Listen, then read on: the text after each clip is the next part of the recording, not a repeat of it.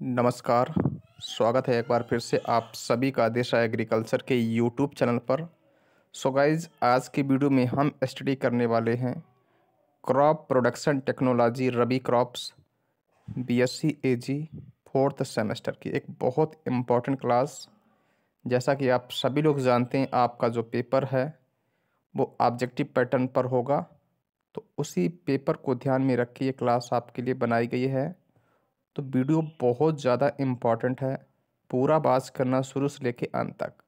यकीन मानिए, बहुत महत्वपूर्ण प्रश्न लेके आए हैं और आज की इस वीडियो से आपके एग्ज़ाम में 1 से 2 क्वेश्चंस आराम से पूछ लिए जाएंगे। तो पूरा बात करना। कंटिन्यू करते हैं क्लास को। Question number first, common bread wheat triticum aestivum having 2n is equal to 42। यानी आपसे सीधा प्रश्न ये पूछा जा रहा है, जो सामान्य रोटी गेहूं है, जो सामान्य ब्रेड व्हीट है, उसमें गुणसूत्र की संख्या कितनी होती है? 42 होती है। कितनी होती है? 2n बराबर 42 होती है। तो इसमें जो प्लॉयडी लेवल वो क्या होगा? हेक्साप्लॉयड, डिप्लॉयड, टेट्राप्लॉयड या मोनोप्लॉयड? तो देखो, जो टिटकम एस्टिबम है, जो सामान्य गेहूं है जिसको ब्रेड व्हीट बोलते हैं, उसका वैज्ञानिक नाम क्या होता है? टेटकम एस्टिबम। गुणसूत्र संख्या कितनी होती है? 42। तो प्यारे बच्चों, देख लो एक बार बढ़िया से। 42 गुणसूत्र है। 2n बराबर 6x बराबर 42 है ना। तो x बराबर क्या होगा? 42 डिवाइड 6। आंसर कितना आ जाएगा? 7। तो गेहूं में अगर बेसिक गुणसूत्र पूछी जाए कि आधारी क्रोमोसोम कितने होती है, तो आपको बताना है 7। और जो प्लॉयडी लेवल होता है ये हेक्साप्लॉयड होता है। ऑप्शन नंबर ए करेक्ट हो जाएगा। क्या राइट होगा? ऑप्शन नंबर ए करेक्ट है, हेक्साप्लॉयड। तो जो टेटकम एस्टिबम ये कैसा होता है? ये हेक्साप्लॉयड होता है। जबकि टेट्राप्लॉयड में 2 स्पीसीज आती हैं। नंबर 1 आती है ट्रिटकम ड्यूरम और एक आती है ट्रिटकम डाइकोकम। ये बहुत इंपॉर्टेंट क्वेश्चन है। देखो, ट्रिटकम ड्यूरम को अपन लोग जो है मैक्रोनी गेहूं के नाम से जानते हैं। और ये वाला गेहूं जो भारत में जो है, भारत क्या, हम विश्व की भी बात कर सकते हैं, 12% एरिया में ये गेहूं भारत में उगाया जाता है। ठीक है ना। सबसे ज़्यादा जो इंडिया में खेती करी जाती है वो ट्रिटकम एस्टिबम की करी जाती है। वो कितनी? 87%। तो टिटकम ड्यूरम को मकरानी गेहूं भी बोलते हैं और ये टेट्राप्लाइड होता है। और दूसरा गेहूं का प्रकार हमारा टिटकम डाइकोकम, जिसको ईमर गेहूं के नाम से जानते हैं। ये दोनों कैसे होते हैं? टेट्राप्लाइड होते हैं। ये बात भी आपको याद रखनी है। अच्छा, आगे चलते हैं क्वेश्चन नंबर नेक्स्ट की तरफ। ये टेबल आपके लिए है, इस टेबल को बढ़िया से आप याद कर लीजिएगा। जैसे दिया गया है, पहला प्रकार है हेक्साप्लाइड यानी षटगुणित। तो इसमें कौन सा गेहूं आता है? सामान्य रोटी गेहूं आता है, जिसको अपन लोग अंग्रेजी में बोलते हैं कॉमन ब्रेड व्हीट। इसका वैज्ञानिक नाम क्या होता है? ट्रिटकम एस्टिबम होता है। ये कैसा होता है? हेक्साप्लाइड होता है। गुणसूत्र की संख्या इसमें कितनी होती है? तो 42 होती है। ठीक है ना। इसी प्रकार से जो है दूसरा टाइप्स आता है ड्यूरम या मैक्रोनी गेहूं। ये कैसा होता है? अभी मैंने बताया टेट्राप्लाइड्स होता है और इसमें क्रोमोसोम की जो संख्या है वो 28 होती है। कितनी होती है? 28 होती है। थर्ड पॉइंट है जो हमारा, वो क्या है? ईमर गेहूं, जिसका वैज्ञानिक नाम टिटकम डाइकोकम होता है और ये भी टेट्राप्लॉयड है। इसमें भी गुणसूत्र की संख्या कितनी? 28 है। अगर आपसे पूछा जाए कि गेहूं की डिप्लॉयड वैरायटी कौन सी, डिप्लॉयड स्पेसीज कौन सी है, तो आपको बताना ट्रिटकम मोनोकोकम। ट्रिटकम मोनोकोकम। और इसमें जो क्रोमोसोम्स की संख्या वो 14 होती है। तो ये बहुत इंपॉर्टेंट फैक्ट्स हैं, इन्हें आप बढ़िया से याद कर लो। निश्चित एग्जाम में आपको प्रश्न देखने को मिलेंगे। ठीक है, चलिए आगे चलते हैं क्वेश्चन नंबर नेक्स्ट की तरफ।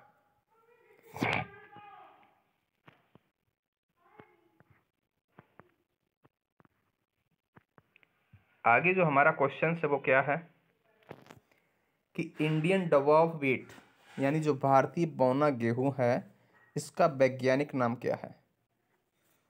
तो राइट आंसर हो जाएगा ऑप्शन नंबर सी, ट्रिटिकम स्फेरोकोकम।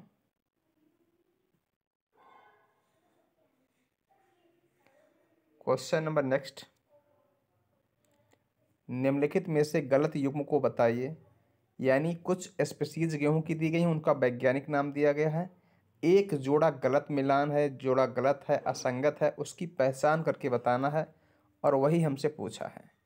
तो इमर गेहूं का वैज्ञानिक नाम क्या होता है? ट्रिटिकम डाइकोकम, ये सही है। मैक्रोनी का ट्रिटिकम ड्यूरम, ये भी सही है। मैक्सिकन गेहूं का क्या होता है? ट्रिटिकम एस्टिवम, ये भी सही है। लेकिन भारतीय डबार गेहूं का वैज्ञानिक नाम जो है ट्रिटिकम बल्गेयर नहीं होता, क्या होता है? ट्रिटिकम स्फेरोकोकम होता है। ट्रिटिकम स्फेरोकोकम होता, अभी बताया है। तो राइट आंसर हो जाएगा option number D. Question number next, गेहूं के उत्पत्ति स्थान या उद्भव स्थल की बात करी जाएगी तो मध्य एशिया करेक्ट हो जाएगा। जब कभी मध्य एशिया ऑप्शन में ना दिया जाए तो आपसे पूछा जाएगा दक्षिण पश्चिम एशिया, आपको ऑप्शन मिलेगा, ये भी सही होता है। यानी गेहूं और चना का जो उत्पत्ति स्थान है वो दक्षिण पश्चिम एशिया होता है, ठीक है ना। ऑप्शन के हिसाब से भी ऑप्शन यहाँ पे राइट हो जाएगा। नेक्स्ट क्वेश्चन, सामान्य रोटी वाला गेहूं जिसको अपन लोग ने क्या बोला था? Triticum aestivum. इसमें जो क्रोमोसोम नंबर होते हैं संख्या में 42 होते हैं और ये किस प्रकार के होते हैं? तो मैंने आपको बताया कि हेक्साप्लाइड होता है, ठीक है ना। कैसा होता है? हेक्साप्लाइड। नेक्स्ट, मैक्सिकन बौना गेहूं डवार भीट भारत में किसके द्वारा लाया गया? ये काफ़ी कंफ्यूज करने वाला क्वेश्चन है गाइज। जो डवार भीट है, जो भारतीय बौना गेहूं है, जो मैक्सिकन बौना गेहूं भारत में किसके द्वारा लाया गया? तो भारत में तो एनी बोरलाग के द्वारा लाया गया था। क्योंकि बहुत सारे लोग स्वामीनाथन को सही करते हैं, लेकिन यहाँ पे जो कई बुकों में जो आंसर दिया गया ऑप्शन नंबर ए दिया गया है, ठीक है। चलिए,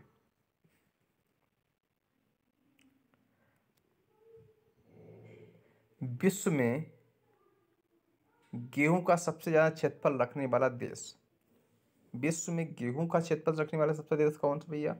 तो भारत करेक्ट हो जाएगा। क्षेत्रफल के हिसाब से तो गेहूं में किसका स्थान पहला है? भारत का। लेकिन उत्पादन के हिसाब से भारत का दूसरा स्थान है और पहले स्थान पर आ जाएगा क्या भाई? चीन। आंसर तो यहाँ पर भी भारत होगा, क्योंकि पूछा गया विश्व में गेहूं के उत्पादन में द्वितीय स्थान किस देश का है। तो उत्पादन में पहला स्थान किसका है? चीन का है। और भारत का स्थान कौन सा? तो भारत का स्थान सेकेंड नंबर पे है, भारत है। जबकि क्षेत्रफल में पहले स्थान पे है। ये पॉइंट आपको याद रखना है। आगे, गेहूं की प्रथम किस्म जो कि कम लंबाई, लॉजिंग रेसिस्टेंट व अधिक उपज देने वाली थी का नाम है? So guys, नॉरिंटेन। नॉरिंटेन, इसके कारण क्या होता है? ये डवार्फनेस पैदा करने के लिए जिम्मेवार होता है। तो नॉरिंटेन करेक्ट आंसर हो जाएगा। जबकि डेजीबोजीन का इसका संबंध किससे? इसका संबंध है धान से, ठीक है ना। और 1764 और 1763 ये हरित क्रांति के समय भारत में जो किस्में आई थी उनके नाम दिए गए हैं, ठीक है। चलिए आगे, अच्छी प्रकार से गेहूं का दाना भरने के लिए इष्टतम तापमान कितना चाहिए? यानी टेम्परेचर पूछा गया ताकि ग्रेन फिलिंग जो है, जो दाना भरने का समय है गेहूं में, अच्छे से दाना भरे, उसके लिए सूटेबल तापमान कितना चाहिए? तो यहाँ पे राइट आंसर हो जाएगा 23 से 25 degree centigrade. Option number c correct है। बहुत क्लोज ऑप्शन दिए गए हैं, लेकिन जब ऑप्शन में ज़्यादा से ज़्यादा हमेशा ऑप्शन 20 से 25 वाला आता है, लेकिन यहाँ पे क्लोज वैल्यू दी गई, इसलिए 23 से 25 करेक्ट हो जाएगा। गेहूं का जो बाली है, जो इन्फ्लोरेसेंस, उसको क्या बोलते हैं? उसको बोलते हैं बाली। अगर बाली ऑप्शन में ना दिया जाएगा तो आपसे ऑप्शन मिलेगा स्पाइकलेट ऑफ स्पाइक। एक्चुअल में जो गेहूं का पुष्पक्रम होता है, इन्फ्लोरेसेंस होता है, उसको स्पाइकलेट ऑफ स्पाइक के नाम से जानते हैं।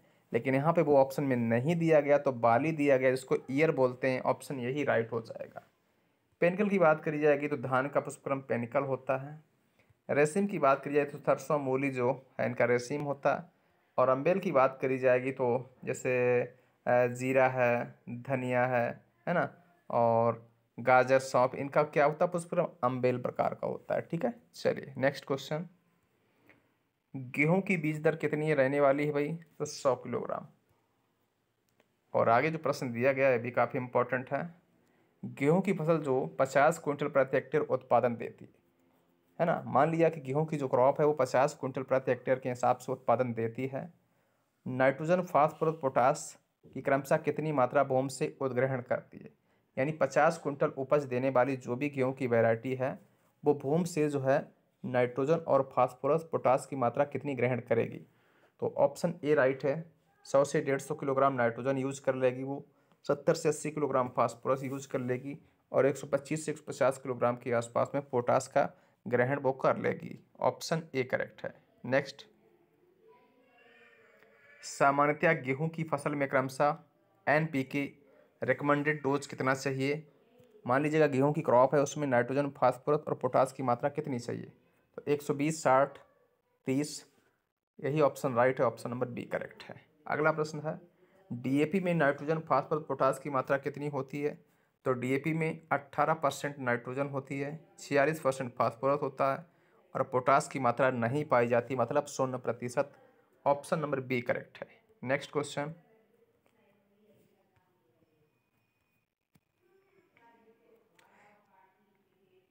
टटकेल तैयार किया गया, मतलब किसकी क्रॉस से टटकेल बनाया गया, तो गेहूं, गड़े, राई। ऑप्शन नंबर ए राइट है। और किसने बनाया था भैया, तो रेम्पो नामक वैज्ञानिक बनाया था। किसने बनाया था, रेम्पो नामक वैज्ञानिक बनाया था। टटकेल की एक बहुत इंपॉर्टेंट किस्म है जिसका नाम है DT46। DT46 किसी वैरायटी टटकेल की होती है। ठीक है, चलिए, फ्लेरिस माइनर जो है किस कुल से संबंधित है, तो फ्लेरिस माइनर एक्चुअल में इसको बोलते हैं, क्या बोलते हैं, गेहूं का मामा, और ये ग्रेमनी परिवार को बिलोंग करता है। क्वेश्चन नंबर नेक्स्ट, अमोनिकल उर्वरकों को किस जोन में स्थापित करने से जो नाइट्रोजन का ह्रास है उसमें कमी लाई जा सकती है। तो हमेशा जो अमोनिकल उर्वरक होते हैं उनको किस जोन में अप्लाई करते हैं, रिड्यूस्ड जोन में। ऑप्शन नंबर बी करेक्ट है। हरित क्रांति किन फसलों में सबसे ज़्यादा सफल रही, यानी जो ग्रीन रेवोल्यूशन है इसका इफेक्ट किन क्रॉप में ज़्यादा देखने को मिला, तो गेहूं और चावल। ऑप्शन नंबर बी करेक्ट है। बाकी हरित क्रांति भारत में कब आई, तो ये प्रश्न भी आपसे पूछा जा सकता है। 1966-67 में आई थी। कब आई थी, 1966-67 में। ठीक है ना। और बहुत सारे प्रश्न होते हैं हरित क्रांति की, भारत में हरित क्रांति के पिता किसको बोलते हैं, तो एम एस स्वामीनाथन। विश्व में हरित क्रांति के पिता किसको बोलते हैं, तो एनी बोरलॉग को बोलते हैं। एम एस स्वामीनाथन की अभी मृत्यु हो गई हाल ही में, तो इनको भारत रत्न से भी सम्मानित किया गया है। और अगर आपसे पूछा जाए कि हरित क्रांति शब्द किसने दिया, तो आपको बताना है विलियम गॉड। हरित क्रांति का प्रभाव किन फसलों में ज़्यादा देखने को मिला, तो गेहूं और चावल में। हरित क्रांति के समय भारत में कौन कौन सी वैरायटी आई, तो सोनरा 63 है ना, सोनरा 64, लरमा राजो, ये सारी वैरायटियाँ जो हैं हरित क्रांति के समय इंडिया में आई थी। उम्मीद करूँ क्लास आपके लिए बेहद इंपॉर्टेंट है। क्लास कैसी लगी कमेंट में बनी राय जरूर दें। Thank you.